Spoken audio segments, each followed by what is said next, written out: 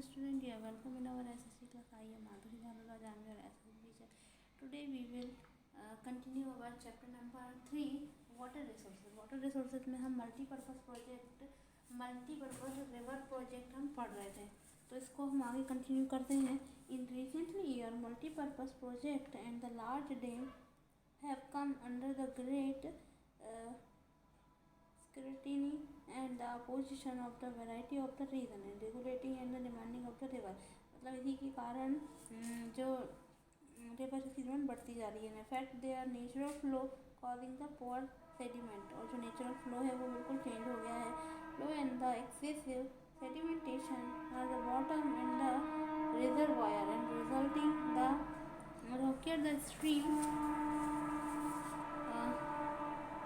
beds and the poorer habitat for the rivers adequate life and dam also the fragment rivers making it and difficult for the adequate and the migrate, especially for the spawning the reservoir that are the created on the food plain and submerged for the existing vegetation and soil, leading to the decomposition over the period of the time. Multipurpose project and the large dam have also been to the causes of many new environmental movement. जो multipurpose project है वो environmental movement के लिए responsible है, जैसे नर्मदा बचाओ आंदोलन है और द टेहरी डैम आंदोलन है, एक्सेट्रा इसके एग्जाम्पल हैं. And resistance to the project have been due to the large scale displacement of the local community, and local people often had to give up to their land and livelihood. They manage access and control over the resources for the greater good in the nation. If the local purpose are being benefited from such the project, and who are the benefited? Perhaps the landowner and large farmer and industrialists. The few urban countries take the cases of the landless in the village, and does he really gain from the such a project? जो ये जो project है multipurpose project हैं वो people की भलाई के लिए ही हैं, और इनके लिए ना केवल फार्मर के लिए है या फार्मर इनका यूज़ करना है, बल्कि जो जितने भी लोग हैं सभी लोगों के लिए बेनिफिट है ये.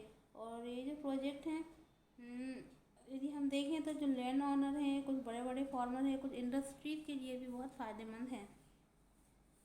इसमें नर्मदा बचाओ आंदोलन और जो टेहरी डैम आंदोलन है ये भी प्रमुख हैं. नर्मदा बचाओ आंदोलन और the save Narmada movement in a non governmental organization, मतलब NGO के द्वारा ये चलाया गया है. And that the mobilize the tribal people, इसमें कुछ ट्राइबल पीपल हैं, कुछ फार्मर्स लोग हैं, कुछ इन्वायरमेंटलिस्ट हैं, एंड कुछ human right activities against the Sardar Sarovar dam being built across the Narmada. इसके ऊपर सरदार सरोवर डैम भी बनाया गया है गुजरात में.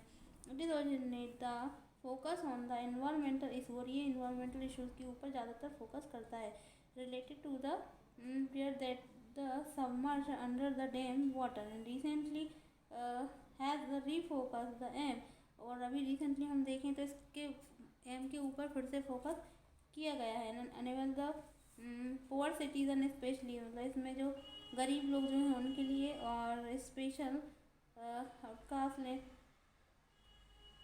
डिस्प्लेस पीपल जो हैं उन लोगों के लिए ज़्यादा इंपॉर्टेंस दी गई है. रिहेबिटेशन फैसिलिटीज़ भी गवर्नमेंट ने प्रोवाइड कराई है. People feel that the their suffering would not be a van accepted in the urban displacement, believing that the promise for the irrigate field, मतलब इसमें उन्होंने प्रॉमिस किया गया था कि उनकी जो फील्ड है उसको इरीगेट किया जाएगा. And plentiful harvested and often the survival of the रिहेंट told that the acceptance and the suffering sacrifices for the sake of the nation, मतलब हमारे देश के लिए जो इतनी जो जगह का यूज़ किया गया वो इतना सेक्रीफाइस तो कर ही सकते हैं, उनका ऐसा मानना था. But now the after the 30 years and being the added their livelihood having been more the precarious and keep asking, and we are the only one chosen to make the sacrifices for the nation, मतलब कि nation के लिए इतना sacrifice तो किया ही जा सकता है. डू यू नो, क्या आप जानते हैं Sardar Sarovar dam has been built over the Narmada river. जो सरदार सरोवर डैम है वो गुजरात में नर्मदा नदी के ऊपर बनाया गया है। And this is the one of the largest water resources, ये भी हमारा वाटर रिसोर्सेज का एक बहुत बड़ा प्रोजेक्ट है।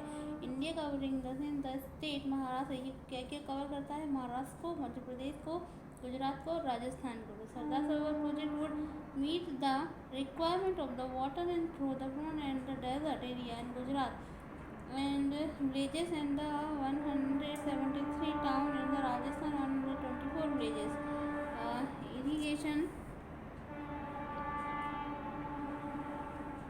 Irrigation has to be changes the cropping pattern. Irrigation ने क्रॉप के पैटर्न को भी बदल दिया है। Many reason with the farmer shifting the water intensive and the commercial crop, उन्होंने वाटर के कारण उसको कमर्शियल क्रॉप में चेंज कर दिया है। This has been the great ecological consequence, ये बहुत बड़ा एक इकोलॉजिकल कॉन्सिक्वेंस है।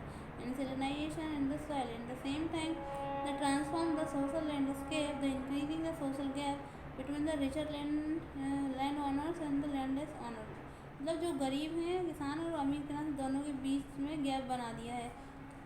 एज वी कैन सी, तो हम देख सकते हैं, the dam did not create the conflict between the people earning different uses of the benefit from the same water resources. In the Gujarat में हम देखें तो साबरमती बेसिन है, farmers agitated in the along the causes not over the higher priority and over the water supply in the urban areas, particularly through the draft and interstate water dispute are to be become the common with the regard and sharing the cost of benefit and multipurpose project। इसके regarding जो multipurpose project है वो भी launch किए गए हैं। It's enough for today, we will continue tomorrow. Thank you so much.